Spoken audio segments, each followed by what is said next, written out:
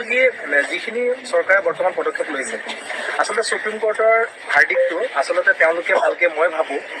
তেওঁলোক বহুত এছিয়াছ অফিচাৰ হয় তেওঁলোকে ভালকে আমাতকৈ বহুত অভিজ্ঞ ব্যক্তি আমাতকৈ বহুত অভিজ্ঞ হয় তেওঁলোকে ভালকে আচলতে পঢ়ি চোৱা নাই যেন অনুভৱ হয় কিয়নো ভাৰ্ডিকটোত একদম স্পষ্ট লিখা আছে 42 নম্বৰ পইণ্টত ডাইৰেক্ট দিয়া আছে যে উত্তৰাখণ্ডৰ যিটো কেছ সেই কেছটোৰ লগত 17 to 19 মাজত যিখিনি ওৱান টাইম উইণ্ড' অপেন কৰিছিল ইন চাৰ্ভিচ আনপেইড টিচাৰৰ কাৰণে সেইখিনি কিন্তু সম্পূৰ্ণ ভেলিড বুলি কৈছে আৰু ইনভেলিড শব্দটো ইউজে কৰা নাই তাতে সেইটো কেছটো প্ৰযোজ্য নহয় মানে ইয়াৰ লগত গতিকে সেইখিনি কথা বুজি নাপায় আমাৰ ইমানখিনি প্ৰায় 1.5 লাখ মানুহে আমাৰ অসমত DLED কৰা আছে নিউজৰ পৰা আৰু অলৰেডি 70% মানুহ